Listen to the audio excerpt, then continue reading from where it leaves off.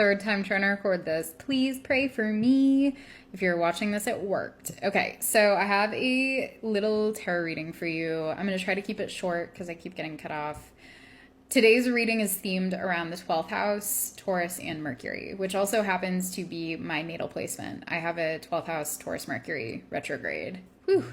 And I, just before sitting down to record this, was at my ancestral altar, and I was just chit-chatting with my ancestors and talking to them about how easy it is for me to express myself naturally and easily when I'm talking to them, and how that doesn't often carry through into my interpersonal relationships. I have a harder time expressing myself naturally. If you're a 12th house person, you will understand this probably. 12th house sun too. So it comes with the territory, and one of our challenges in this lifetime is learning how to embody ourselves outside of solitude and outside of connection with spirit. It's beautiful to have that kind of relationship with the spirit world, and it can be a little bit isolating. So I think for those of you listening, if you relate to that, this reading will definitely be for you. Another random indicator that came through is that I was singing in this like Jack Black-esque voice before I started this. So if anyone was like thinking about Jack Black or saw Jack Black or watched School of Rock or something, double confirmation this is for you. If you have any 12th house placements, if you have Mercury in the 12th, if you have Taurus on the 12th house cusp, if you have a Taurus Mercury, or if you have strong Taurus in general, or a strong Mercury, then this could also be for you. We also have Libra on the table. We also have Capricorn on the table. So those signs could be super relevant. All right, let's get into it. So again, there's something here about self-expression, something about finding comfort within ourselves outside of solitude so that we can show up more authentically with the people in our lives and do a little bit less self-editing and self-censoring. I have the Empress coming through, which is a Venusian card, and Venus is the planetary ruler of Taurus and of Libra. And so with Taurus, we see the more sensual side of Venus, the more embodied side of Venus, focus more on, our physical experience of the world. Taurus, as a Venusian expression, is delicious. It's like decadent and tasty, and it's like biting into a ripe peach or eating dark chocolate or connecting with a lover and having these like really sensuous experiences is more of the Taurian expression, whereas the Libran side of Venus is more of like the airy, relational, connected, like relationship building side of Venus. It can be a little flirty, it can be a little bit more breezy. And so we get this like grounded side, and then we get this airy side. And I think that for a lot of us, we may be more in the grounded side, where it's more of this like solo experience of sensuality. But I think that those of you listening might feel like you want to bring that into your relationships more and feel like you can tap into like the airy, breezy side of Venus too. Taurus can be a sign that struggles with attachment, with like grabbing onto things and people and stuff and feeling more possessive. And we do have the Devil coming up here. And so I'm feeling this like maybe need to differentiate between what attachment feels like versus what connection feels like. And so attachment to me is like when you grab on to something or someone, whereas connection is like shaking hands. One is more like forceful, it's more one-sided, it's more like I'm coming at you, I'm chasing you, I'm like attaching to you, whereas connection is more consensual. It's more like we both opt in, we co-create, we collaborate to create this experience, and it's lighter. It's a handshake. It's like a little bit more casual.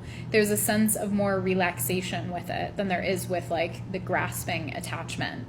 And so I know this is a topic that can bring up a lot of shame. And so I just want to say, for those of you, if you are feeling a little like, ugh, when you hear this differentiation, because you're like, oh my God, I get attached, like join the party.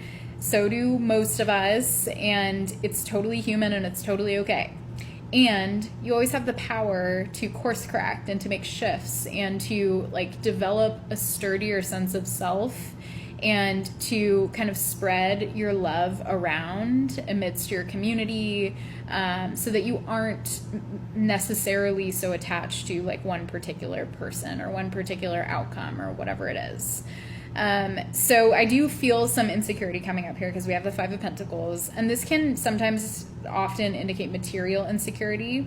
So it could be for many of you that you're sort of in this experience of lack and scarcity, and that's also creating a sense of lack and scarcity just within yourself. So like material insecurity creating like emotional insecurity, very common experience. We need our base needs met in order to feel like we can connect from more of a secure and confident place. So I think that going easy on yourself, if you feel like you've been insecure, please don't pile onto the shame heap and like chastise yourself for that. Know that when we're going through rocky times like we are right now, collectively and globally, in the middle of a really horrifying experience where we're seeing people being exterminated, it's so natural to feel insecure and not at ease and not grounded and not confident. So let's just like clarify that we're not living in a vacuum. We live in a global community. And B, you need to have your basic needs met in order to feel like you can show up fully embodied and confident. It's not a sign of weakness. It's not a sign of you being like messed up or toxic or whatever fill in the blank adjective comes to mind when you think about your attachment style. It's just a product of who you are and what you've lived through. So if we can sort of demystify that and destigmatize it, I think that'll help you, because then we also have the Six of Cups coming up, which is telling me that there's some inner child healing that's on the table here. So it feels like have an opportunity to connect with a younger version of yourself, maybe a younger version of yourself that did not get their needs met. Maybe a younger version of yourself that had an experience that led to a lot of insecurity, that had a sort of like attachment wound or something that happened that caused you to doubt in yourself, to doubt in your safety, to doubt or have trouble trusting people. Trust is a big thing here, and I think that for a lot of you listening, you're developing more self-trust. And as your self-trust grows, you're going to have an easier time trusting other people. Taurus is not a sign that trusts easily. It's a sign that moves very slowly. There was a meme that one of my Taurus friends, I'm a Taurus too, by the way. There's a meme that one of my Taurus friends shared that was like, Taurus growth is like only taking 4 years and 10 loyalty tests to trust someone. And I was like, yeah, sounds reasonable. So there's this thing here about like honoring the pace that you need to move at in relationships, not trying to force it or rush it. And understanding, again, that focusing on ways you can build trust within yourself by listening to your intuition, by honoring your own needs as best you can, and by surrounding yourself, to the degree that you're able to with people who mirror back that sort of trust and who are consistent and reliable and kind. So not small things. It's easy to say, it's harder to do. Give yourself time, be patient with yourself, check in with your ancestors, pray if that feels right to you. If you have a spiritual practice where you connect with the other side regularly, I think enlisting their help in this sort of relational healing would be really beautiful for you and something that would help kind of buoy this process along. I hope to God this saves and works. I love you guys. If you want a personal reading, you know where to find the link. Bye.